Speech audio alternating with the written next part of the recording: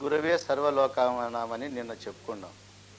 ఒక గురుతత్వమే తప్ప ఇంకా ఈ సృష్టిలో వేరే పదార్థం ఏది లేదు. బ్రహ్మ విష్ణు శివాత్మకం. బ్రహ్మ విష్ణు ఈశ్వరుడు అనేటువంటిది సృష్టి స్థితి లయములకు ఎట్లా కారణమో అది నిన్న చెప్పుకున్నాం అన్నమాట. గురువు పరతరము నాస్తి, గురువు కంటే పరమైనది ఇంకా లేదు, నాస్తి. కాబట్టి తస్మాత్ సంపూజయేద్ గురుం, ఆ కారణం వల్ల గురువునే పూజించవలెను, ధ్యానించవలెను. ఇదే మనకు ఆత్మతత్వానికి అతి దగ్గరగా గోచరించేటువంటి తత్వం.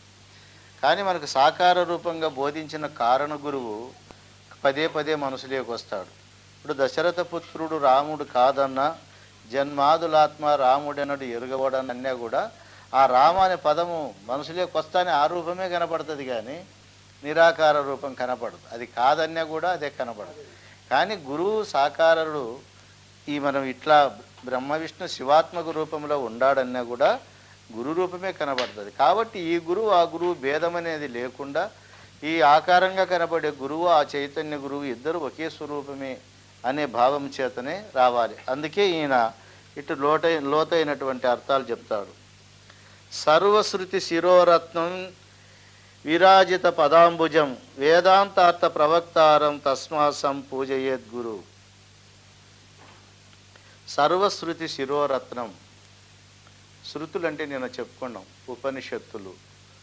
ఉపనిషత్తులు అంటే పెద్దలు కష్టపడి శృతి ధర్మంగా ఉన్నది ఉన్నట్లు అర్థం చేసుకొని రాసినటువంటి మాటలు. అట్లా అందరి ఆ శృతులన్నీ ఏదాన్ని పొందేదానికి చేస్తున్నారు, ఏ తత్వమును పొందేకి శృతులన్నీ, ఈ వేద విద్యలన్నీ, ఈ ప్రార్థనలు, ఈ ధ్యానాలు ఎవరి కొరకు చేస్తున్నారు అంటే అదే ఆ గురువు యొక్క పదమును పొందేదానికే. అందుకే ఆయన పాదములకు ఈ సర్వశృతి శిరోరత్నములైనటువంటి దాంట్ని ఆయనకు సమర్పించి వేదాంతార్థ ప్రవక్తారం బాగా విచారించి చూస్తే వేదాంతార్థము తెలిసినటువంటి ప్రవక్తలు పెద్దలు అందరూ కూడా ఆ గురుపదమే గొప్పది అనేటువంటి దాన్నే మనకు తెలియజేస్తూ ఉన్నారు. ఆ కారణం చేతనే గురువును మనము పూజించాల. శ్రీ గురు పరబ్రహ్మము సకలోపనిషత్ సార విజ్ఞాన స్వరూపమని అర్థం. ఎన్ని గ్రంథములను కూడా ఎందుకు చేసినాం మనము? ఈనాడు దిక్కులేని పురాణాలు ఉన్నాయి, అనేక మతాల వాంగ్మయం ఉంది. కానీ లక్ష్యసిద్ధి ఏది? వాళ్ళు శాంతిని పొంది వాళ్ళు అనుకున్నటువంటి పరమార్థం రావాలని. ఆ పరమార్థాన్ని గురుస్వరూపమయ్యే ఉన్నది. అందుకే అది మనము పొందదగినటువంటిది. అట్లా సర్వ శృతి శిరోరత్నమైనటువంటిదే గురుపాదం భజం. దాన్ని మనం పొందేటువంటి విషయాన్ని పొందాలా. మరియు నా గురుదేవుడు ముముక్షు జనులకు సర్వ వేదాంతార్థములను విశదపరచువాడు. అట్టి విజ్ఞాన బోధకుడకు శ్రీ సద్గురుమూర్తిని సర్వదా నుపాసించవలేను. ఉపాసన ఎందుకు చేయాలి అంటే మనం కోరినటువంటి లక్ష్యసిద్ధి కలుగుతుంది కాబట్టి ఆయన్నే ఉపాసన చేయాలి. భాగవతం చెప్పేటప్పుడు ఆయన ఏమంటాడంటే, పలికెడిది భాగవతమట, పలికించెడివాడు రామభద్రుడట, నే పలికిన భవహరమగునట, నే పలికేద వేరుండుగాద పలుకగనేల. భవహరం కావాలని నా కోరిక ఉంది, ఇది పలికితే నాకు భవహరం అవుతుందంట. ఇంకా ఏరేదాన్ని ఇంకేంటికి పలుకుతా? నేను దాన్నే పలుకుతా. అట్లా నీకు సర్వ ఉపనిషత్తుల సారభూతమైన వస్తువు నీకు పొందేటప్పుడు ఇంకా వేరే దాన్ని ధ్యానించడంలో అర్థమేముంది? కాబట్టి ఆ గురువునే ధ్యానించాలి. యస్య స్మరణ మాత్రేన జ్ఞానముత్పద్యతే స్వయం సయేవ సర్వసంపత్తి తస్మాత్ సంపూజయేద్ గురు. ఎవరిని స్మరించినంత మాత్రం చేతనే జ్ఞానం స్వకీయముగా కలుగుతుందో. ఎట్లంటే కొంతమంది గురువు శిష్య న్యాయం ఎట్లా కలుస్తుందంటే, గురువును కొన్ని అడగాలని పోతారు, వీళ్ళు అడగకనే వస్తాయి అవి, ఆ చెప్పేది వస్తుంది. ఆ సన్నిధానం అప్పుడు ఎట్లుంటుందంటే, స్వామి ఏది అడగాలని వచ్చినానో అది నేను నోరు ఇప్పి అడగకనే వచ్చినాయి, కాబట్టి మీరే నాకు గురువుగా మనసులో ముద్రపడినారు అనేది వస్తుంది. అట్లా ఏ గురువును స్మరించినంత మాత్రం చేతనే ఈ జ్ఞానం ఆత్మజ్ఞానం స్వకీయముగా ఉత్పత్తి అయ్యి అప్పుడే లోపల మనస్సాక్షి స్వరూపం చెప్తుంది, ఇక్కడైతే నీకు కుదురుతుంది, ఇక్కడైతే నీకు సరిపోతుందని. ఇప్పుడు మనం బిడ్డలను చూసేకపోతాం మనకు, పిల్లలకు పెళ్లి చేయాలన్నప్పుడు 4-5 చూస్తామన్నమాట. అప్పుడే చూస్తానే వద్దు అంటుంది, సరైన జిక్తి ఒప్పుకుంటుంది. అంటే ఈ రకంగా చూడగానే ఒప్పుకునేటువంటి గురుత్వం ఏదైతే ఉందో అది మనకు బాగా పనిచేస్తుంది అన్నమాట. క్రిమికోటి బిరావిష్టం దుర్గంధ మలమూత్రకం శ్లేష్మ రక్త మాంసైర్ నశుద్ధం తద్వరాననే ఓ పార్వతీదేవి, ఈ శరీరం ఎటువంటిది, ఆత్మ ఎటువంటిది? క్రిమికోటి బిరావిష్టం, ఇది అనేక క్రిములతో కూడుకున్నటువంటిది, మలమూత్ర శ్లేష్మ రక్తములతో కూడుకున్నటువంటిది, మరి అశుద్ధమైనటువంటిది. ఇట్టిదానికి నువ్వు రోజు శుద్ధం చేస్తా సేవ చేస్తా ఉన్నా ఇది ఇట్టిదని మాత్రం ఇంతవరకు తెలియదు. ఇదే పెద్ద బంగారు కొండ అట్లా చూసుకుంటాం. కానీ దీక్షితుల వారు అంటారు, ఇదేం బంగారు కొండ, ఎండి కొండ, బెల్లం కొండ, ఏమిటుందిరా దీని మీద, దీన్ని విచారించరాదా, నోటి నిండా బొక్కలే అంటాడు. అంటే ఇవన్నీ ఎమకలే, ఒళ్ళు నిండా ఎమకలే, తలలో వికారాలకు అంతు లేదు, కాళ్ళల్లో వికారాలు చెప్పశక్యం కాదు, కడుపులో వికారాలు అనంతము, అన్నీ వికారమయమైనటువంటిది, మలమూత్ర దుర్గంధ భూయిష్టమైనటువంటిది. దీనిని కాదు నిజముగా నువ్వు ప్రేమించాల్సింది. ఇది ఎటు ప్రేమించినా అంతే. నీవు వదిలిపెట్టితే ఇది ఒక్క దినం కూడా ఇట్లా పెట్టుకోరు, అందరూ ముక్కులు మూసుకొని పక్కకు పోతారు. ఎప్పుడెప్పుడు పారేసి వచ్చి దీన్ని పీడ గడుక్కుందాం అన్నట్లా ఉంటుంది. అది బతికినప్పుడు అంతే, దాని బతుకు సచ్చినప్పుడు అంతే. కానీ దీన్ని విజ్ఞాన దృష్టి ఉంది కాబట్టి ఈ శరీరం ఇట్టిదని తెలిస్తే నీకు ఆత్మ ఎట్టిదో బోధపడుతుంది అని చెప్పనని అంటాడు. క్రిమిరక్త మలమూత్రాది దుర్గంధకుల దూషితం అనిత్యం దుఃఖ నిలయం దేహం విద్ధి వరాననే ఓ పార్వతీదేవి, ఇది ఎటువంటిదంటే క్రిములు రక్తము మలమూత్రములు దుర్మాంసము సమూహము వీనిచే దూషితమై దుఃఖాలయమైన దేహము శాశ్వతము కాదని తెలుసుకో. దీనికి పేరు పెట్టినారు దుఃఖాలయం అని. దుఃఖాలయం అశాశ్వతమని. ఏ ఆలయంలో కూడా ఇన్ని దుఃఖాలు ఉండవు. దీంట్లో తెల్లవారినాల నుండి మళ్ళీ పండుకునే వరకు అన్నీ దుఃఖాలే. ఏదో రకమైన దుఃఖం, కొంచెం ఘాటుగా ఉండే దుఃఖం, తేలిగ్గా ఉండే దుఃఖం, మొత్తం దుఃఖమే ఉంటుంది, ఇంక వేరే ఏముండదు. డబ్బు వచ్చినా దుఃఖమే, డబ్బు రాకున్నా దుఃఖమే. ఇటువంటిదని దీన్ని తెలుసుకో. నువ్వు తెలుసుకుంటే నువ్వు బాగుపడతావు. సంసార వృక్షం ఆరూఢ పతంతి నరకార్ణవే యస్తానుద్ధరతే సర్వం తస్మై శ్రీ గురవే నమః. సంసార వృక్షం ఆరూఢము, సంసారం అనే వృక్షాన్ని ఎక్కినాం. ఈ వృక్షం మీదకి ఎక్కినాక ఎక్కడ పడిపోతాం మనం అంటే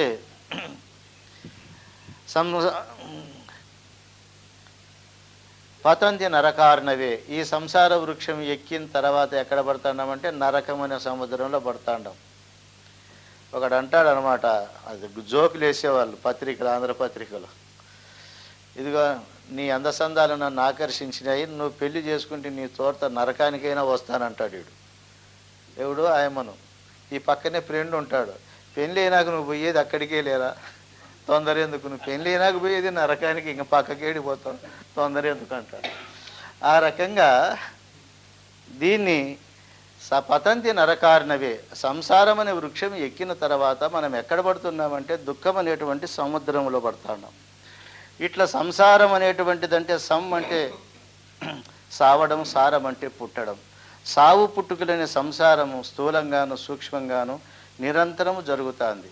యస్తానుద్ధరతే సర్వం, ఏ గురుదేవుడైతే అటువంటి సముద్రములో పడిన జీవులను ఎత్తి ఉద్ధరిస్తాడాడో అట్టి నా గురుదేవునికి నమస్కారం అని చెప్పని ఆ గురుతత్వాన్ని వర్ణిస్తారు.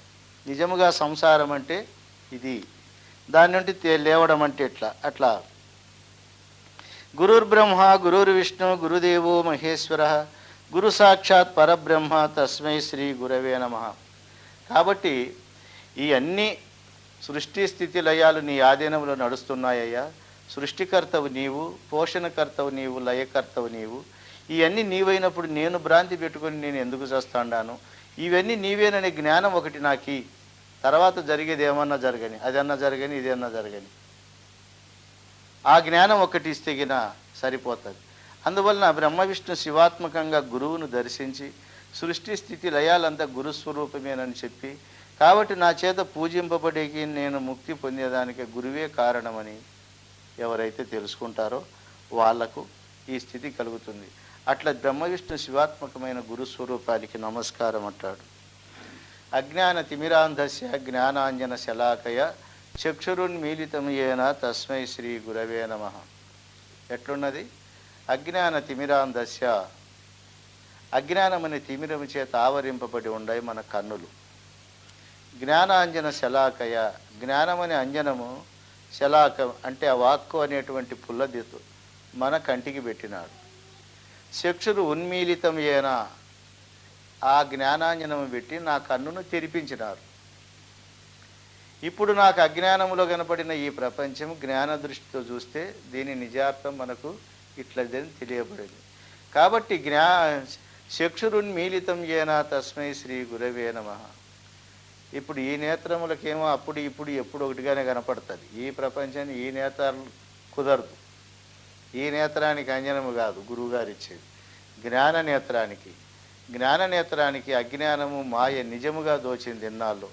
ఇప్పుడు ఆ గురువాక్యం అనేటువంటి దానితో ఆ యొక్క జ్ఞానమనే అంజనాన్ని, ఆ కాటుకను పెట్టి చూడగానే ఇదంతా అబద్ధముగాను పరిపూర్ణమైనటువంటి తత్వం నిజముగాను కనపడింది. అట్లా నా జ్ఞాన నేత్రం తెరిపించినటువంటి గురుదేవా నీకు నా నమస్కారం అని చెప్పి అంటున్నాడు. ఇక అఖండ మండలాకారం వ్యాప్తం ఏన చరాచరం తత్పదం దర్శితం ఏన తస్మై శ్రీ గురవే నమః. ఇక్కడుండి మనకు తత్వమసి మహావాక్యం ప్రారంభమవుతుంది.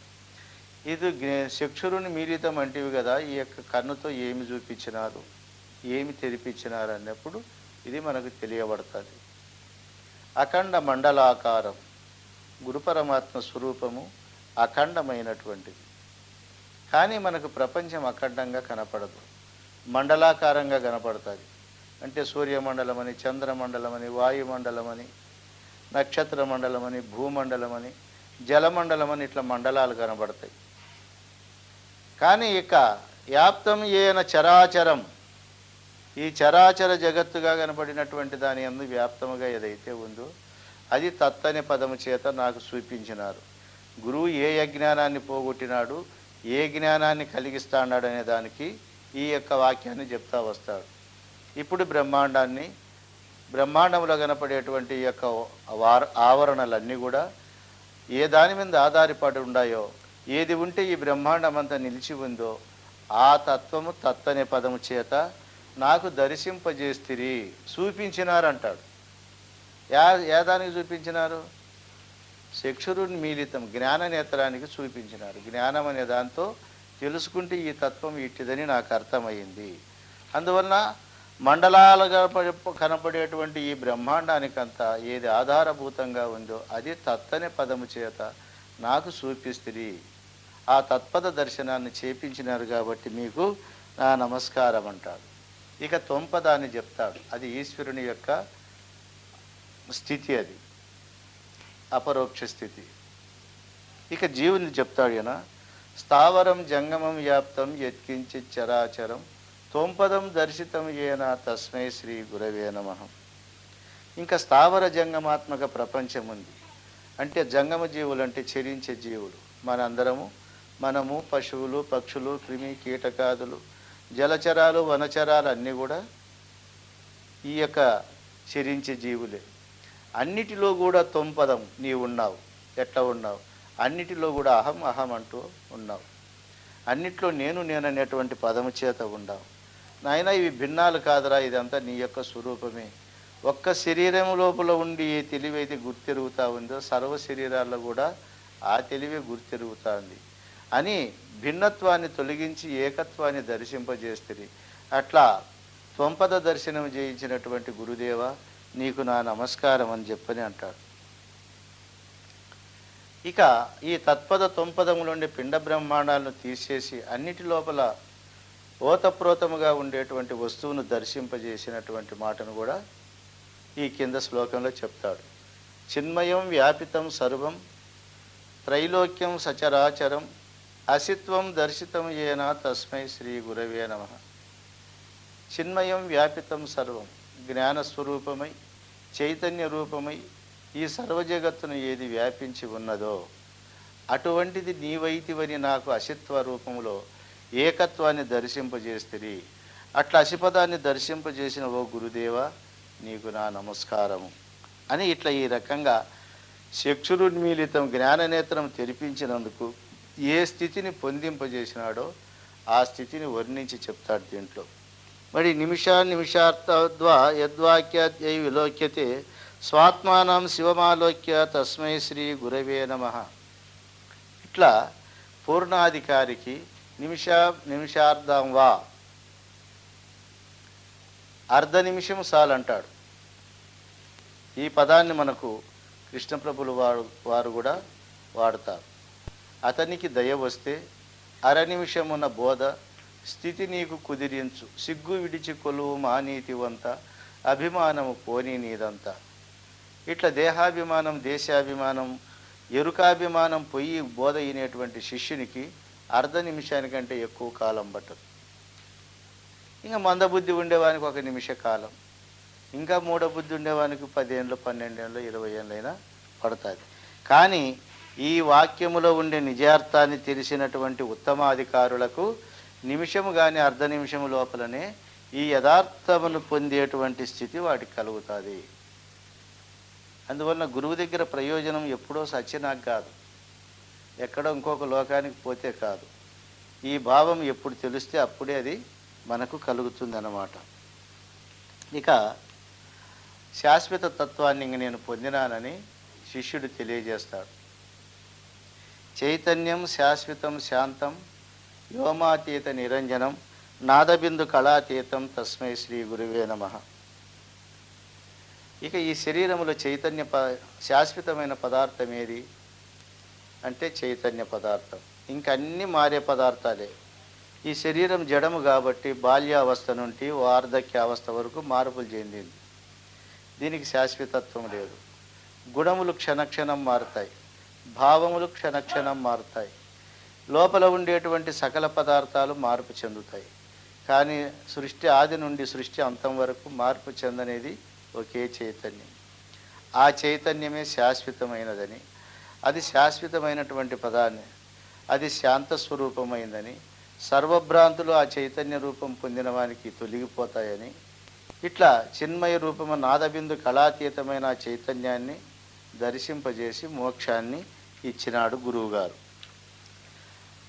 ఆ రకంగా ఎప్పుడైతే చైతన్య స్వరూపం ఒకే పదార్థం మిగులుతుందో ఇంకా దీన్ని ఆ సాధన చేయడం ఈ సాధన చేయడం, సూపు అక్కడ పెట్టుకోవడం ఇక్కడ పెట్టుకోవడం, ఇంకొక దాన్ని ధ్యానం చేయడం, నాకు జ్యోతాక అట్లా కనపడింది, నాకు కోతాక అట్లా కనపడింది, నాకు ఏదో నాత్యాక అట్లా కనపడింది, ఇట్లాంటివన్నీ ఉంటాయి.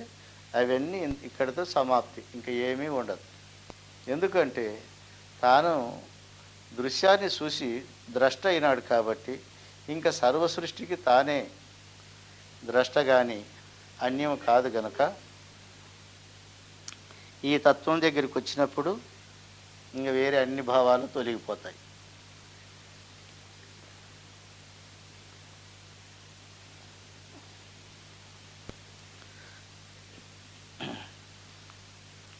ఇంకా ఉన్నది ఒకే పదార్థమే కదా, ఇప్పుడు ఒకే చైతన్య పదార్థం మిగిలినది.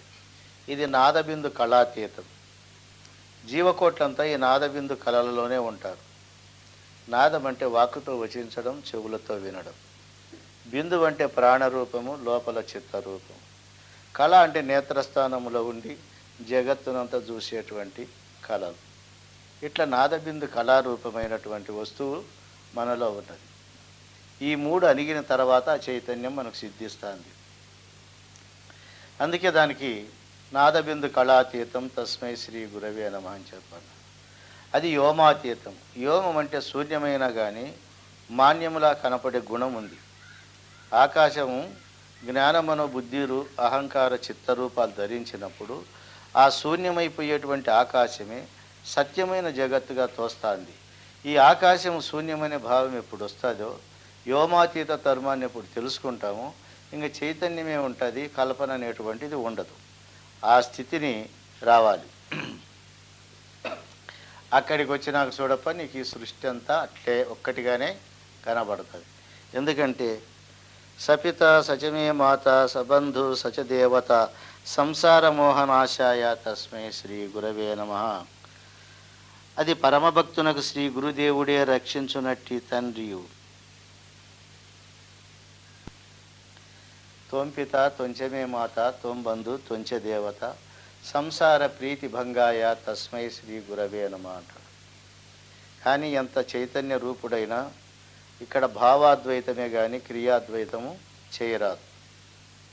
ఎట్ట చేయరాదంటే భావములో అంతా నేను గురువు చైతన్య రూపులం అనేది ఉండాలి, కానీ క్రియలో నేను గురువు ఒకటే కదా అని గురువుగారి మంచం మీద కూర్చోవడం, ఆయన ఆసనాలు తొక్కడము, ఈ భయభక్తులు లేకుండా ప్రవర్తించడం అంటే క్రియాద్వైతం గురువు దగ్గర శాస్త్రం నిషేధించింది.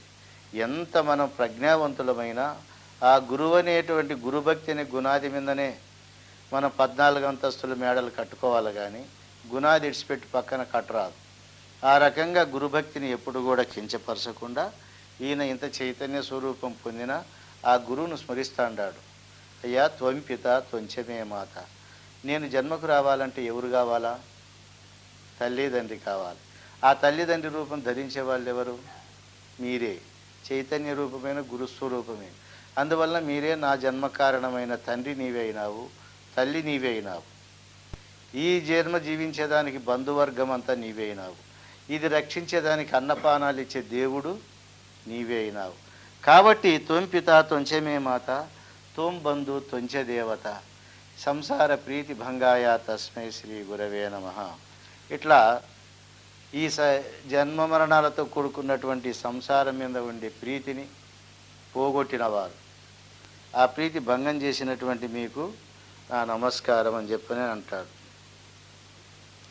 యత్సత్వేన జగత్సత్వం యత్ప్రకాశేన భాతి తత్ యదానందేన నందంతి తస్మై శ్రీ గురవే నమః. యత్సత్వేన జగత్సత్వం, ఏది ఉంటే ఈ జగత్తంతా ఉంటా ఉందో, ఏ ప్రకాశం ఉంటే ఇదంతా ప్రకాశింపబడుతుందో, ఏ ఆనందం ఉంటే ఇదంతా ఆనందంగా కనపడుతుందో అటువంటి గురుస్వరూపానికి నమస్కారము అని అంటారు. యస్సత్వేన జగత్సత్వం, ఏది ఉంటే జగత్తుంది? ఆ చైతన్యం ఉంటేనే జగత్తుంది. చైతన్యం లేకపోతే జగత్తు లేదు. అది సూర్యుని రూపంలోని ఆత్మరూపంలోని అదే ప్రకాశిస్తుంది కాబట్టి జగత్తంతా ప్రకాశిస్తుంది. తన మీద తనకు ఆనందం ఉన్నది కాబట్టి అంత ఆనందంగా కనపడుతూ ఉంటారు. ఆ ఆనందం అనే గుణం నీకు లేకపోతే ఎవరు ఆనందం లేదు. భార్య బిడ్డలు ఇల్లు వాకిలి ధనధాన్యాలు అంత ఆనందంగా ఎందుకు కనపడుతుండాయి? ఆ ఆనందము నీలో బీజ రూపంలో ఉండి ఆ ఆనందాన్ని అనుభవించాలనే కోరిక నీలో పుట్టినప్పుడే ఇవన్నీ ఆనందంగా కనపడుతుండాయి. అందువలన ఈ ఆనందానికి ఆనందరూపుడు, జగత్తుకు ఆధారభూతుడు, ప్రకాశానికి ప్రకాశ స్వరూపుడు, అది గురువు యొక్క స్వరూపం.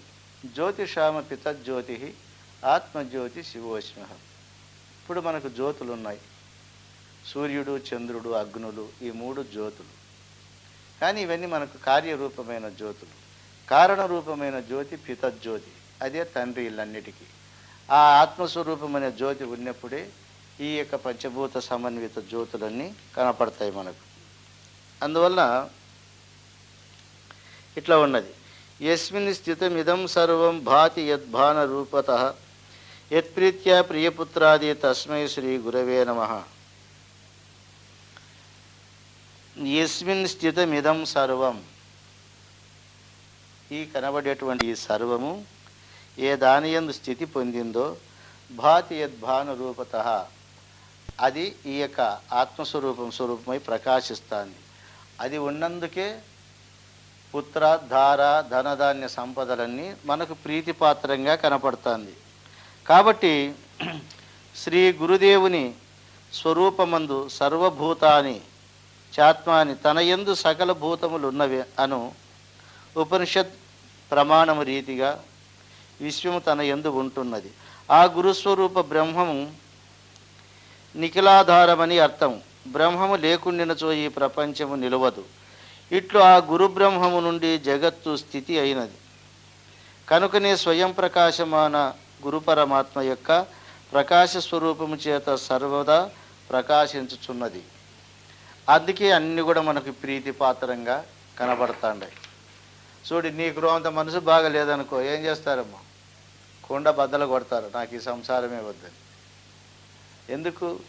నీకు బాగుంటే అంతా బాగుంటుంది. అందుకే నువ్వు బాగుండేది ముందు నేర్చుకో, లోకమంతా అదే బాగుంటుంది. నీ దుఃఖమే లోక దుఃఖము, నీ సావు యుగము కృంగుట.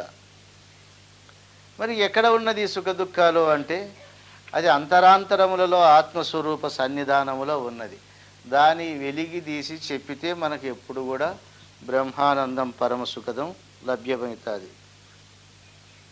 ఏన చేత యథాహీదం చిత్తం చేత యతే నరః జాగ్రత్త స్వప్న సుషుప్త్యాది తస్మై శ్రీ గురవే నమః. ఇక జాగ్రత్త స్వప్న సుషుప్తి అవస్థలను తెలియచున్నాడు. లేకట్టి పరబ్రహ్మమునే చిత్తము చేత ఆత్మకమై తద్దద్వ్యాపారములందు ప్రవర్తించుచున్నదని తెలియచున్నది. ఆ ప్రకారముగా గురుడు జాగ్రత్త ఆ అవస్థలను గూర్చి ప్రవర్తించుచున్నాడు. ఇప్పుడు మనకు జాగ్రత్త స్వప్న సుషుప్త్యాది ప్రపంచం యత్ ప్రకాశతే తద్బ్రహ్మాహమితి జ్ఞాత్వా సర్వబంధై ప్రముచ్యతే అని మనకు గురువాక్యోపనిషత్తు చెప్తాది. ఇక్కడ రెండు రకాలుగా బ్రహ్మతత్వాన్ని చెప్తారు. పిండ బ్రహ్మాండములు. బ్రహ్మాండం అంటే ఏది, పిండాండం అంటే ఏది?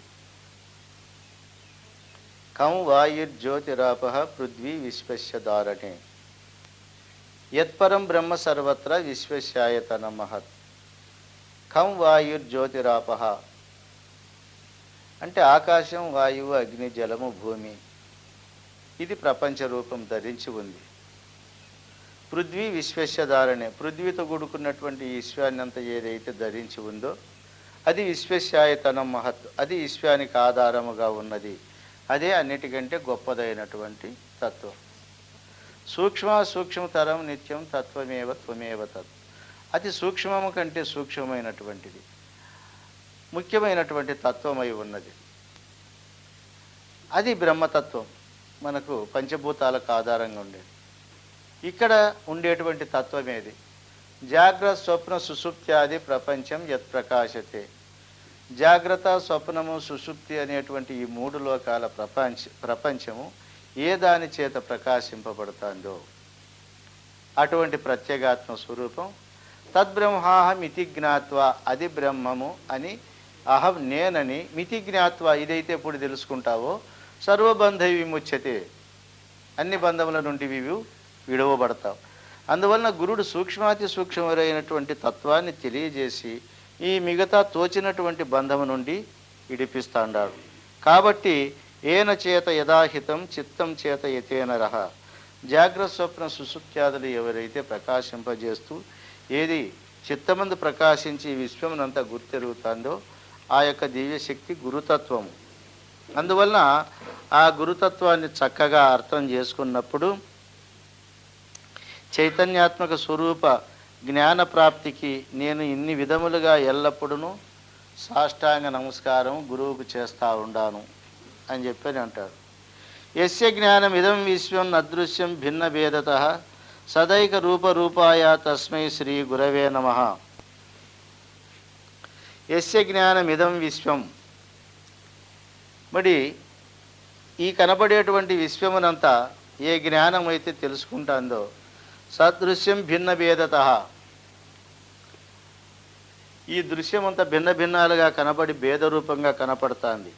దీంటంటే కూడా సదైక రూపాయ, దాన్ని తెలుసుకున్నటువంటి జ్ఞానస్వరూపమైనటువంటి వస్తువు ఆ గురుస్వరూపం. అదే నాకు గురువు బోధిస్తే ఆ స్వరూపం నేనై ఉన్నాను.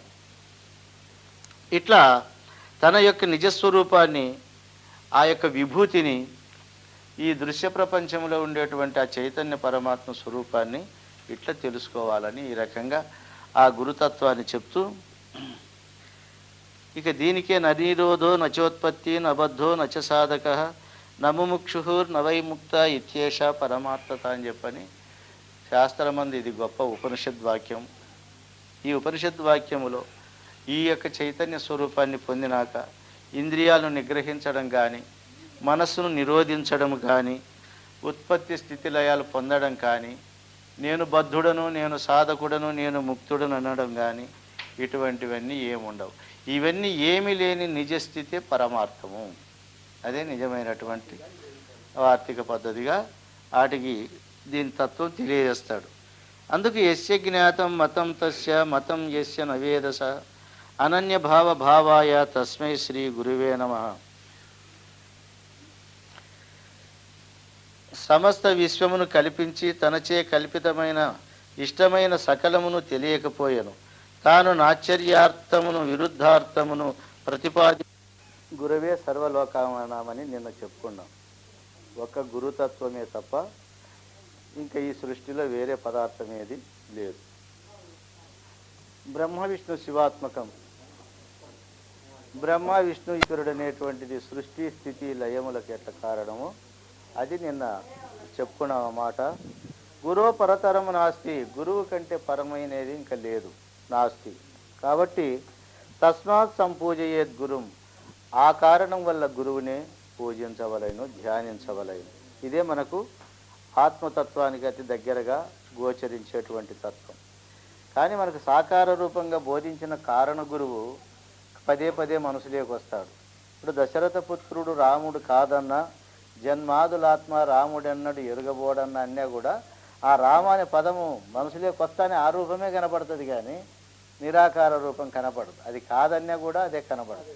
కానీ గురువు సాకారుడు ఈ మనం ఇట్లా బ్రహ్మ విష్ణు శివాత్మక రూపంలో ఉండాడన్నా కూడా గురు రూపమే కనబడుతుంది. కాబట్టి ఈ గురువు ఆ గురువు భేదం అనేది లేకుండా ఈ ఆకారంగా కనబడే గురువు ఆ చైతన్య గురువు ఇద్దరు ఒకే స్వరూపమే అనే భావం చేతనే రావాలి. అందుకే ఈయన ఇటు లోతైనటువంటి అర్థాలు చెప్తాడు. సర్వశ్రుతి శిరోరత్నం విరాజిత పదాంబుజం వేదాంతార్థ ప్రవక్తారం తస్మాత్ సంపూజయేద్ గురు. సర్వశ్రుతి శిరోరత్నం. శృతులు అంటే నేను చెప్పుకున్నాం ఉపనిషత్తులు. ఉపనిషత్తులు అంటే పెద్దలు కష్టపడి శృతి ధర్మంగా ఉన్నది ఉన్నట్లు అర్థం చేసుకొని రాసినటువంటి మాటలు. అట్లా అందరి ఆ శృతులన్నీ ఏదాన్ని పొందేదానికి చేసుకున్నారు. ఏ తత్వమును పొందేకి శృతులన్నీ, ఈ వేద విద్యలన్నీ, ఈ ప్రార్థనలు, ఈ ధ్యానాలు ఎవరి కొరకు చేస్తున్నారు అంటే అదే ఆ గురువు యొక్క పదమును పొందేదానికే. అందుకే ఆయన పాదములకు ఈ సర్వశృతి శిరోరత్నములైనటువంటి దాంట్లో ఆయనకు సమర్పించి వేదాంతార్థ ప్రవక్తారం బాగా విచారించి చూస్తే వేదాంతార్థము తెలిసినటువంటి ప్రవక్తలు పెద్దలందరూ కూడా ఆ గురుపదమే గొప్పది అనేటువంటి దాన్నే మనకు తెలియజేస్తూ ఉన్నారు. ఆ కారణం చేతని గురువును మనము పూజించాల. శ్రీ గురు పరబ్రహ్మము సకలోపనిషత్ సార విజ్ఞాన స్వరూపమని అర్థం. ఎన్ని గ్రంథములను కూడా ఎందుకు చేసినాం మనము? ఈనాడు దిక్కులేని పురాణాలు ఉన్నాయి, అనేక మతాల వాంగ్మయం ఉంది. కానీ లక్ష్యసిద్ధి ఏది? వాళ్ళు శాంతిని పొంది వాళ్ళు అనుకున్నటువంటి పరమార్థం రావాలని. ఆ పరమార్థాన్ని గురుస్వరూపమయ్యే ఉన్నది. అందుకే అది మనము పొందదగినటువంటిది. అట్లా సర్వ శృతి శిరోరత్నమైనటువంటిదే గురుపాదం భజము. దాన్ని మనం పొందేటువంటి విషయాన్ని పొందాలా. మరియు నా గురుదేవుడు ముముక్షు జనులకు సర్వ వేదాంతార్థములను విశదపరచువాడు. అట్టి విజ్ఞాన బోధకుడకు శ్రీ సద్గురుమూర్తిని సర్వదా ఉపాసించవలేను. ఉపాసన ఎందుకు చేయాలి అంటే మనం కోరినటువంటి లక్ష్యసిద్ధి కలుగుతుంది కాబట్టి ఆయన్నే ఉపాసన చేయాలి. భాగవతం చెప్పేటప్పుడు ఆయన ఏమంటాడంటే, పలికెడిది భాగవతమట, పలికించెడువాడు రామభద్రుడట, నే పలికిన భవహరమగునట, నే పలికేద వేరుండుగాద పలుకగనేల. భవహరం కావాలని నా కోరిక ఉంది, ఇది పలికితే నాకు భవహరం అవుతుందంట. ఇంకా ఏదేదాన్ని ఇంకేంటికి పలుకుతా? నేను దాన్నే పలుకుతా. అట్లా నీకు సర్వ ఉపనిషత్తుల సారభూతమైన వస్తువు నీకు పొందేటప్పుడు ఇంకా వేరే దాన్ని ధ్యానించడంలో అర్థమేముంది? కాబట్టి ఆ గురువునే ధ్యానించాలి. యస్య స్మరణ మాత్రేన జ్ఞానముత్పద్యతే స్వయం సయేవ సర్వసంపత్తి తస్మాత్ సంపూజయేద్గురు. ఎవరిని స్మరించినంత మాత్రం చేతనే జ్ఞానం స్వకీయముగా కలుగుతుందో. ఎట్లంటే కొంతమంది గురువు శిష్య న్యాయం ఎట్లా కలుస్తుందంటే, గురువును కొన్ని అడగాలని పోతారు, వీళ్ళు అడగకనే వస్తాయి అవి, ఆ చెప్పేది వస్తుంది. ఆ సన్నిధానం అప్పుడు ఎట్లుంటుందంటే, స్వామి ఏది అడగాలని వచ్చినానో అది నేను నోరు ఇప్పి అడగకనే వచ్చినాయి, కాబట్టి మీరే నాకు గురువుగా మనసులో ముద్రపడినారు అనేది వస్తుంది. అట్లా ఏ గురువును స్మరించినంత మాత్రం చేతనే ఈ జ్ఞానం ఆత్మజ్ఞానం స్వకీయముగా ఉత్పత్తి అయ్యి అప్పుడే లోపల మనస్సాక్షి స్వరూపం చెప్తుంది, ఇక్కడైతే నీకు కుదురుతుంది, ఇక్కడైతే నీకు సరిపోతుందని. ఇప్పుడు మనం బిడ్డలను చూసేకపోతామనుకో, పిల్లలకు పెళ్లి చేయాలన్నప్పుడు 4-5 చూస్తామన్నమాట. అప్పుడే చూస్తానే వద్దంటుంది, సరైన జిక్తే ఒప్పుకుంటుంది. అంటే ఈ రకంగా చూడగానే ఒప్పుకునేటువంటి గురుత్వం ఏదైతే ఉందో అది మనకు బాగా పనిచేస్తుంది అన్నమాట. క్రిమికోటి బిరావిష్టం దుర్గంధ మలమూత్రకం శ్లేష్మరక్త మాంసైర్నశుద్ధం తద్వరాననే. ఓ పార్వతీదేవి, ఈ శరీరం ఎటువంటిది, ఆత్మ ఎటువంటిది? క్రిమికోటి బిరావిష్టం, ఇది అనేక క్రిములతో కూడుకున్నటువంటిది, మలమూత్ర శ్లేష్మ రక్తములతో కూడుకున్నటువంటిది, మరి అశుద్ధమైనటువంటిది. ఇట్టిదానికి నువ్వు రోజు శుద్ధం చేస్తా సేవ చేస్తా ఉన్నా ఇది ఇట్టిదని మాత్రం ఇంతవరకు తెలియదు.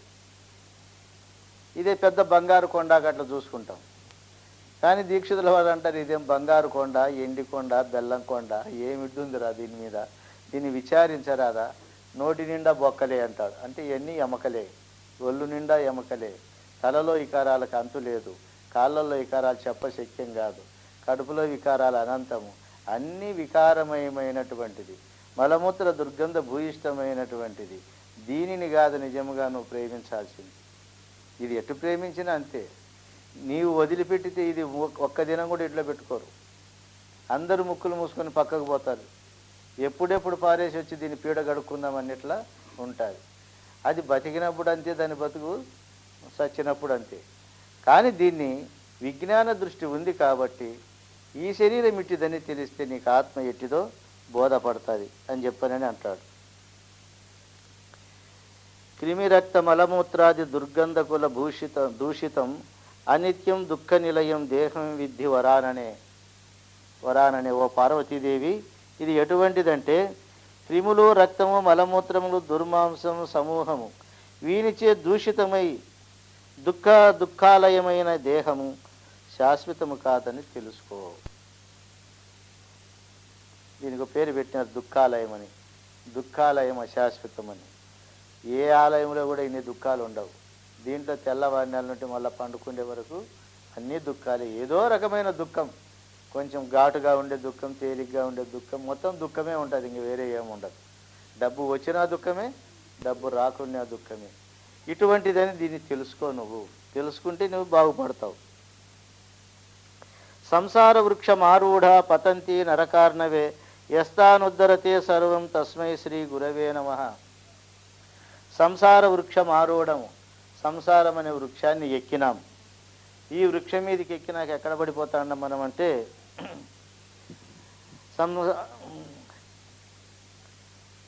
పతంతి నరకార్ణవే. ఈ సంసార వృక్షం ఎక్కిన తర్వాత ఎక్కడ పడుతున్నామంటే నరకం అనే సముద్రంలో పడుతున్నాం. ఒకడు అంటాడు అనమాట, జోకులు వేసేవాళ్ళు పత్రికలు, ఆంధ్ర పత్రికలు, ఇదిగో నీ అందసందాలు నన్ను ఆకర్షించినాయి, నువ్వు పెళ్లి చేసుకుంటే నీ తోట నరకానికైనా వస్తానంటాడు వీడు. ఎవడు? ఆయమను.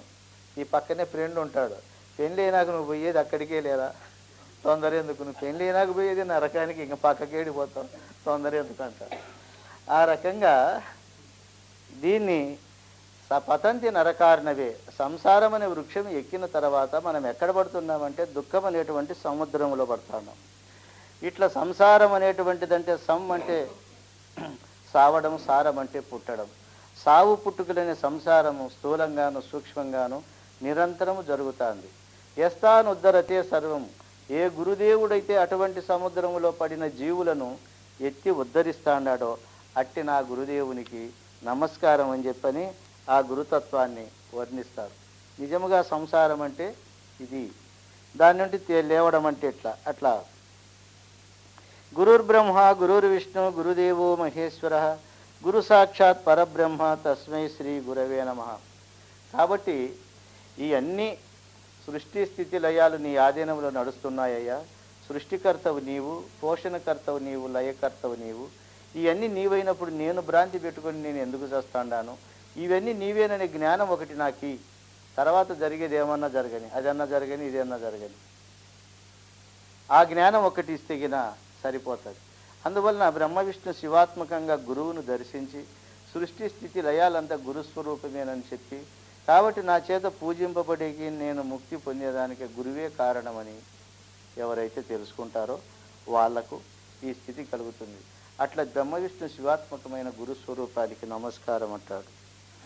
అజ్ఞాన తిమిరాంధస్య జ్ఞానాంజన శలాకయ చక్షురున్మీలితం ఏన తస్మై శ్రీ గురవే నమః. ఎట్లున్నది? అజ్ఞాన తిమిరాంధస్య, అజ్ఞానమనే తిమిరము చేత ఆవరింపబడి ఉన్నాయి మన కన్నులు. జ్ఞానాంజన శలాకయ, జ్ఞానమనే అంజనము, శలాక అంటే ఆ వాక్కు అనేటువంటి పుల్లదితు మన కంటికి పెట్టినాడు. చక్షురు ఉన్మీలితం ఏనా, ఆ జ్ఞానాంజనము పెట్టి నా కన్నును తెరిపించినారు. ఇప్పుడు నాకు అజ్ఞానములో కనపడిన ఈ ప్రపంచం జ్ఞాన దృష్టితో చూస్తే దీని నిజార్థం మనకు ఇట్లా తెలియబడింది. కాబట్టి చక్షురున్మీలితం ఏనా తస్మై శ్రీ గురవే నమః. ఇప్పుడు ఈ నేత్రములకేమో అప్పుడు ఇప్పుడు ఎప్పుడు ఒకటిగానే కనపడుతుంది. ఈ ప్రపంచాన్ని ఈ నేత్రాలు కుదరదు. ఈ నేత్రానికి అంజనము కాదు గురువుగారు ఇచ్చేది, జ్ఞాన నేత్రానికి. జ్ఞాన నేత్రానికి అజ్ఞానము మాయ నిజముగా దోచింది ఇన్నాళ్ళు. ఇప్పుడు ఆ గురువాక్యం అనేటువంటి దానితో ఆ యొక్క జ్ఞానమనే అంజనాన్ని, ఆ కాటుకను పెట్టి చూడగానే ఇదంతా అబద్ధముగాను పరిపూర్ణమైనటువంటి తత్వం నిజముగాను కనపడింది. అట్లా నా జ్ఞాన నేత్రం తెరిపించినటువంటి గురుదేవా నీకు నా నమస్కారం అని చెప్పి అంటున్నారు. ఇక అఖండ మండలాకారం వ్యాప్తం ఏన చరాచరం తత్పదం దర్శితం ఏన తస్మై శ్రీ గురవే నమః. ఇక్కడుండి మనకు తత్వమసి మహావాక్యం ప్రారంభమవుతుంది. ఇది చక్షురుని మీలితం అంటివి కదా, ఈ యొక్క కన్నుతో ఏమి చూపించినారు, ఏమి తెరిపించినారు అన్నప్పుడు ఇది మనకు తెలియబడుతుంది. అఖండ మండలాకారం, గురు పరమాత్మ స్వరూపము అఖండమైనటువంటిది. కానీ మనకు ప్రపంచం అఖండంగా కనపడదు, మండలాకారంగా కనపడుతుంది. అంటే సూర్యమండలమని, చంద్రమండలమని, వాయుమండలమని, నక్షత్ర మండలమని, భూమండలమని, జలమండలమని ఇట్లా మండలాలు కనబడతాయి. కానీ ఇక వ్యాప్తం ఏన చరాచరం, ఈ చరాచర జగత్తుగా కనబడినటువంటి దాని యందు వ్యాప్తముగా ఏదైతే ఉందో అది తత్తనే పదము చేత నాకు చూపించినారు. గురువు ఏ అజ్ఞానాన్ని పోగొట్టినాడు, ఏ జ్ఞానాన్ని కలిగిస్తాడు అనే దానికి ఈ యొక్క వాక్యాన్ని చెప్తా వస్తాడు. ఇప్పుడు బ్రహ్మాండంలో కనపడేటువంటి ఈ యొక్క ఆవరణలన్నీ కూడా ఏ దాని మీద ఆధారపడి ఉన్నాయో, ఏది ఉంటే ఈ బ్రహ్మాండం అంతా నిలిచి ఉందో ఆ తత్వము తత్తనే పదము చేత నాకు దర్శింపజేస్తిరి, చూపించినారంటాడు. ఏ దానికి చూపించినారు? చక్షురున్మీలితం, జ్ఞాన నేత్రానికి చూపించినారు. జ్ఞానం అనే దాంతో తెలుసుకుంటే ఈ తత్వం ఇట్టిదని నాకు అర్థమైంది. అందువలన మండలాలుగా కనపడేటువంటి ఈ బ్రహ్మాండానికంతా ఏది ఆధారభూతంగా ఉందో అది తత్తనే పదము చేత నాకు చూపిస్తుంది. ఆ తత్పద దర్శనాన్ని చేపించినారు కాబట్టి మీకు నా నమస్కారం అంటాడు. ఇక తొంపదాన్ని చెప్తాడు. అది ఈశ్వరుని యొక్క స్థితి, అది అపరోక్ష స్థితి. ఇక జీవుని చెప్తాడు ఈయన. స్థావరం జంగమం వ్యాప్తం యత్కించి చరాచరం తొంపదం దర్శితం ఏన తస్మై శ్రీ గురవే నమః. ఇంకా స్థావర జంగమాత్మక ప్రపంచం ఉంది. అంటే జంగమ జీవులు అంటే చెరించే జీవులు మనందరము. మనము, పశువులు, పక్షులు, క్రిమి కీటకాదులు, జలచరాలు, వనచరాలు అన్నీ కూడా ఈ యొక్క చెరించే జీవులే. అన్నిటిలో కూడా తొంపదం నీవు ఉన్నావు. ఎట్లా ఉన్నావు అన్నిటిలో కూడా అహం అహం అంటూ ఉన్నావు. అన్నిట్లో నేను అనేటువంటి పదము చేత ఉండవు. నాయన ఇవి భిన్నాలు కాదురా, ఇదంతా నీ యొక్క స్వరూపమే. ఒక్క శరీరం లోపల ఉండి ఏ తెలివి అయితే గుర్తెరుగుతూ ఉందో సర్వ శరీరాల్లో కూడా ఆ తెలివి గుర్తెరుగుతుంది అని భిన్నత్వాన్ని తొలగించి ఏకత్వాన్ని దర్శింపజేస్తుంది. అట్లా త్వంపద దర్శనం చేయించినటువంటి గురుదేవ నీకు నా నమస్కారం అని చెప్పని అంటాడు. ఇక ఈ తత్పద తొంపదము నుండి పిండ బ్రహ్మాండాలను తీసేసి అన్నిటి లోపల ఓతప్రోతముగా ఉండేటువంటి వస్తువును దర్శింపజేసినటువంటి మాటను కూడా ఈ కింద శ్లోకంలో చెప్తాడు. చిన్మయం వ్యాపితం సర్వం త్రైలోక్యం సచరాచరం అసిత్వం దర్శితం ఏన తస్మై శ్రీ గురవే నమః. చిన్మయం వ్యాపితం సర్వం, జ్ఞానస్వరూపమై చైతన్య రూపమై ఈ సర్వజగత్తును ఏది వ్యాపించి ఉన్నదో అటువంటిది నీవైతివని నాకు అసిత్వ రూపంలో ఏకత్వాన్ని దర్శింపజేస్తుంది. అట్లా అసిపదాన్ని దర్శింపజేసిన ఓ గురుదేవ నీకు నా నమస్కారము అని ఇట్లా ఈ రకంగా చక్షురున్మీలితం జ్ఞాననేత్రం తెరిపించినందుకు ఏ స్థితిని పొందింపజేసినాడో ఆ స్థితిని వర్ణించి చెప్తాడు దీంట్లో. మరి నిమిషార్థద్వా యద్వాక్యాద్యై విలోక్యతే స్వాత్మానం శివమాలోక్య తస్మై శ్రీ గురవే నమః. ఇట్లా పూర్ణాధికారికి నిమిషార్థం వా అర్ధ నిమిషం చాలంటాడు. ఈ పదాన్ని మనకు కృష్ణప్రభులు వారు కూడా వాడతారు. అతనికి దయ వస్తే అర నిమిషమున బోధ స్థితి నీకు కుదిరించు, సిగ్గు విడిచి కొలువు మానీతివంత అభిమానము పోనీ నీదంతా. ఇట్లా దేహాభిమానం దేశాభిమానం ఎరుకాభిమానం పొయ్యి బోధ అయినటువంటి శిష్యునికి అర్ధ నిమిషానికంటే ఎక్కువ కాలం పట్టదు. ఇంకా మందబుద్ధి ఉండేవానికి 1 నిమిష కాలం, ఇంకా మూఢబుద్ధి ఉండేవానికి 10 ఏళ్ళు 12 ఏళ్ళు 20 ఏళ్ళైనా పడుతుంది. కానీ ఈ వాక్యములో ఉండే నిజార్థాన్ని తెలిసినటువంటి ఉత్తమాధికారులకు నిమిషము కానీ అర్ధ నిమిషము లోపలనే ఈ యథార్థమును పొందేటువంటి స్థితి వాటికి కలుగుతుంది. అందువలన గురువు దగ్గర ప్రయోజనం ఎప్పుడో సత్యనాకు కాదు, ఎక్కడో ఇంకొక లోకానికి పోతే కాదు. ఈ భావం ఎప్పుడు తెలిస్తే అప్పుడే అది మనకు కలుగుతుంది అన్నమాట. ఇక శాశ్వత తత్వాన్ని ఇంక నేను పొందినానని శిష్యుడు తెలియజేస్తాడు. చైతన్యం శాశ్వతం శాంతం వ్యోమాతీత నిరంజనం నాదబిందు కళాతీతం తస్మై శ్రీ గురువే నమః. ఇక ఈ శరీరములో చైతన్య శాశ్వతమైన పదార్థం ఏది అంటే చైతన్య పదార్థం. ఇంకన్నీ మారే పదార్థాలే. ఈ శరీరం జడము కాబట్టి బాల్యావస్థ నుండి వార్ధక్య అవస్థ వరకు మార్పులు చెందింది. దీనికి శాశ్వతత్వం లేదు. గుణములు క్షణక్షణం మారుతాయి, భావములు క్షణక్షణం మారుతాయి, లోపల ఉండేటువంటి సకల పదార్థాలు మార్పు చెందుతాయి. కానీ సృష్టి ఆది నుండి సృష్టి అంతం వరకు మార్పు చెందనేది ఒకే చైతన్యం.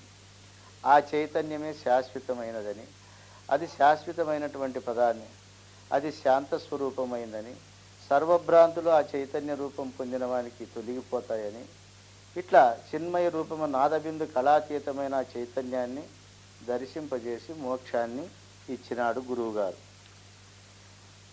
ఆ రకంగా ఎప్పుడైతే చైతన్య స్వరూపం ఒకే పదార్థం మిగులుతుందో ఇంకా దీన్ని ఆ సాధన చేయడం ఈ సాధన చేయడం, సూపు అక్కడ పెట్టుకోవడం ఇక్కడ పెట్టుకోవడం, ఇంకొక దాన్ని ధ్యానం చేయడం, నాకు జ్యోతాకట్ల కనపడింది, నాకు కోతాకట్ల కనపడింది, నాకు ఏదో నాచాకట్ల కనపడింది, ఇట్లాంటివన్నీ ఉంటాయి. అవన్నీ ఇక్కడితో సమాప్తి, ఇంకా ఏమీ ఉండదు. ఎందుకంటే తాను దృశ్యాన్ని చూసి ద్రష్ట అయినాడు కాబట్టి ఇంకా సర్వ సృష్టికి తానే ద్రష్ట కానీ అన్యం కాదు గనక ఈ తత్వం దగ్గరికి వచ్చినప్పుడు ఇంకా వేరే అన్ని భావాలు తొలగిపోతాయి.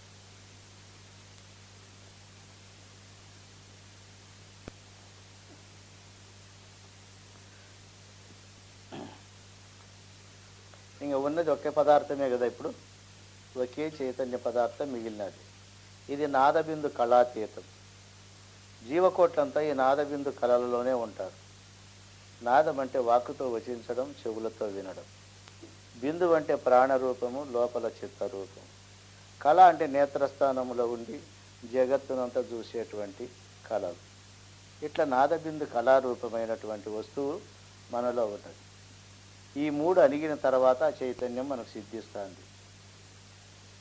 అందుకే దానికి నాదబిందు కళాతీతం తస్మై శ్రీ గురవే నమః అని చెప్పాలి. అది వ్యోమాతీతం. వ్యోమం అంటే శూన్యమైనా కానీ మాన్యములా కనపడే గుణం ఉంది. ఆకాశము జ్ఞానమనో బుద్ధిరు అహంకార చిత్తరూపాలు ధరించినప్పుడు ఆ శూన్యమైపోయేటువంటి ఆకాశమే సత్యమైన జగత్తుగా తోస్తుంది. ఈ ఆకాశం శూన్యమనే భావం ఎప్పుడు వస్తుందో, వ్యోమాతీత ధర్మాన్ని ఎప్పుడు తెలుసుకుంటామో, ఇంకా చైతన్యమే ఉంటుంది, కల్పన అనేటువంటిది ఉండదు. ఆ స్థితిని రావాలి. అక్కడికి వచ్చినాక చూడప్ప నీకు ఈ సృష్టి అంతా అట్లే ఒక్కటిగానే కనబడుతుంది. ఎందుకంటే సపిత సచమే మాత సబంధు సచదేవత సంసార మోహనాశాయ తస్మై శ్రీ గురవే నమః. అది పరమభక్తునకు శ్రీ గురుదేవుడే రక్షించునట్టి తండ్రియు. త్వంపిత త్వంచమే మాత త్వం బంధు త్వంచ దేవత సంసార ప్రీతి భంగాయ తస్మై శ్రీ గురవే నమః అంట. కానీ ఎంత చైతన్య రూపుడైనా ఇక్కడ భావాద్వైతమే కానీ క్రియాద్వైతము చేయరాదు. ఎట్లా చేయరాదంటే భావములో అంతా నేను గురువు చైతన్య రూపులం అనేది ఉండాలి, కానీ క్రియలో నేను గురువు ఒకటే కదా అని గురువుగారి మంచం మీద కూర్చోవడం, ఆయన ఆసనాలు తొక్కడము, ఈ భయభక్తులు లేకుండా ప్రవర్తించడం అంటే క్రియాద్వైతం గురువు దగ్గర శాస్త్రము నిషేధించింది. ఎంత మనం ప్రజ్ఞావంతులమైనా ఆ గురువు అనేటువంటి గురుభక్తి అనే గుణాది మీదనే మనం 14 అంతస్తుల మేడలు కట్టుకోవాలి, కానీ గుణాది ఇడిచిపెట్టి పక్కన కట్టరాదు. ఆ రకంగా గురుభక్తిని ఎప్పుడు కూడా కించపరచకుండా ఈయన ఇంత చైతన్య స్వరూపం పొందిన ఆ గురువును స్మరిస్తాడాడు. అయ్యా త్వంపిత త్వంచమే మాత. నేను జన్మకు రావాలంటే ఎవరు కావాలా? తల్లిదండ్రి కావాలి. ఆ తల్లిదండ్రి రూపం ధరించే వాళ్ళు ఎవరు? మీరే. చైతన్య రూపమైన గురుస్వరూపమే. అందువల్ల మీరే నా జన్మ కారణమైన తండ్రి నీవే అయినావు, తల్లి నీవే అయినావు. ఈ జన్మ జీవించేదానికి బంధువర్గం అంతా నీవే అయినావు. ఇది రక్షించేదానికి అన్నపానాలు ఇచ్చే దేవుడు నీవే అయినావు. కాబట్టి త్వంపిత త్వంచమే మాత త్వం బంధు త్వంచ దేవత సంసార ప్రీతి భంగాయ తస్మై శ్రీ గురవే నమః.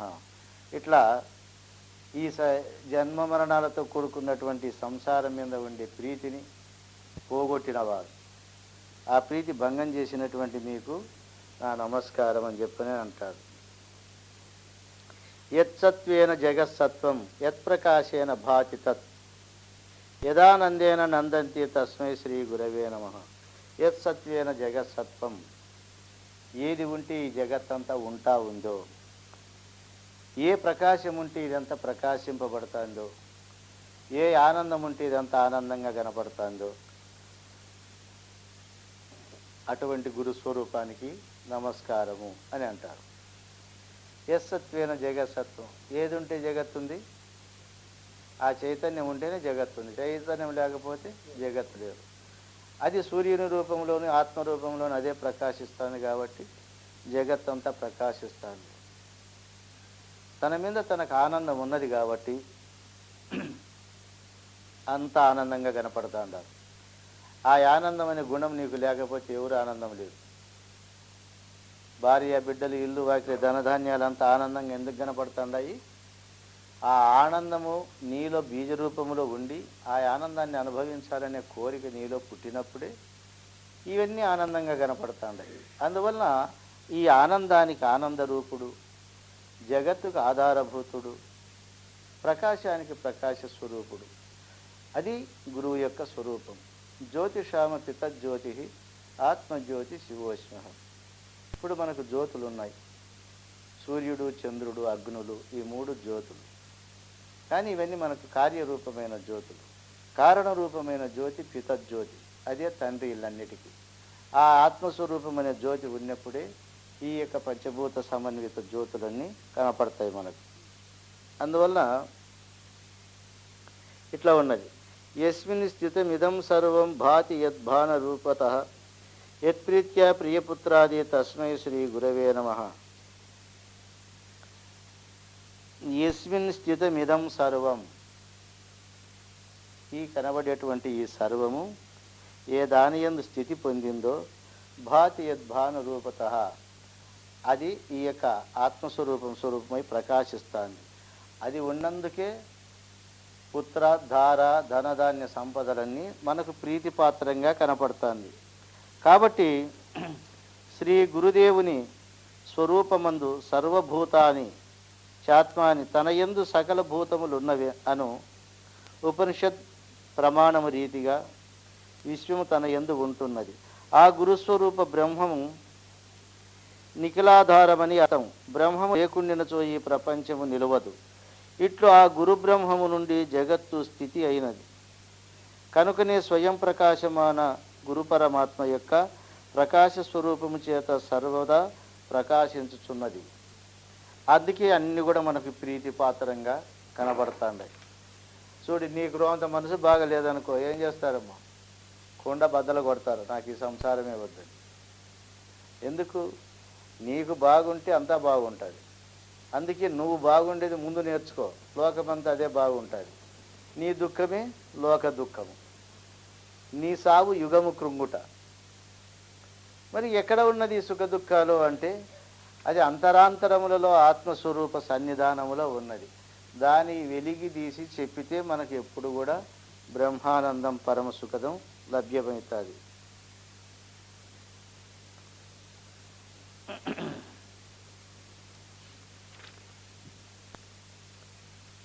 ఏన చేత యథాహీదం చిత్తం చేత యతేనరః జాగ్రత్త స్వప్న సుషుప్త్యాది తస్మై శ్రీ గురవే నమః. ఇక జాగ్రత్త స్వప్న సుషుప్తి అవస్థలను తెలియచున్నాడు. లేకట్టి పరబ్రహ్మమునే చిత్తము చేత ఆత్మకమై తద్దద్వ్యాపారములందు ప్రవర్తించుచున్నదని తెలియచున్నది. ఆ ప్రకారముగా గురుడు జాగ్రత్త ఆ అవస్థలను గూర్చి ప్రవర్తించుచున్నాడు. ఇప్పుడు మనకు జాగ్రత్త స్వప్న సుషుప్త్యాది ప్రపంచం యత్ ప్రకాశతే తద్బ్రహ్మాహమితి జ్ఞాత్వా సర్వబంధై ప్రముచ్యతే అని మనకు గురువాక్యోపనిషత్తు చెప్తారు. ఇక్కడ రెండు రకాలుగా బ్రహ్మతత్వాన్ని చెప్తారు. పిండ బ్రహ్మాండము. బ్రహ్మాండం అంటే ఏది, పిండాండం అంటే ఏది? కం వాయుర్జ్యోతిరాపః పృథ్వీ విశ్వస్య ధారణే యత్పరం బ్రహ్మ సర్వత్ర విశ్వస్యాయతన మహత్. కం వాయుర్జ్యోతిరాపః అంటే ఆకాశం, వాయువు, అగ్ని, జలము, భూమి ఇది ప్రపంచ రూపం ధరించి ఉంది.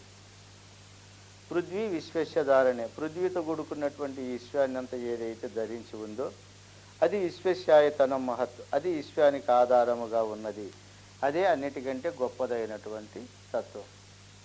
సూక్ష్మతరం నిత్యం తత్వమేవ త్వమేవ తత్.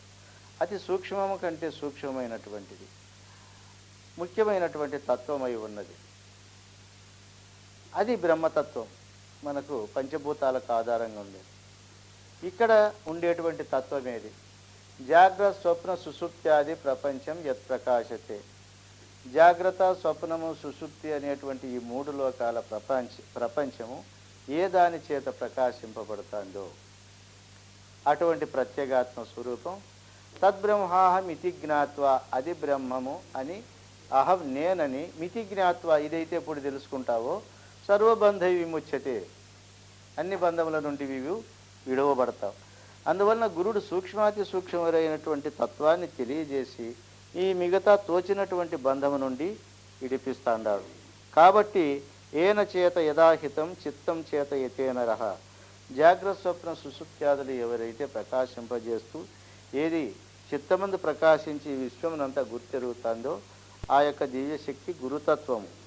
అందువలన ఆ గురుతత్వాన్ని చక్కగా అర్థం చేసుకున్నప్పుడు చైతన్యాత్మక స్వరూప జ్ఞాన ప్రాప్తికి నేను ఇన్ని విధములుగా ఎల్లప్పుడూ సాష్టాంగ నమస్కారం గురువుకు చేస్తూ ఉండాను అని చెప్పని అంటాడు. యస్య జ్ఞానం ఇదం విశ్వం నదృశ్యం భిన్న భేదతః సదైక రూపరూపాయ తస్మై శ్రీ గురవే నమః.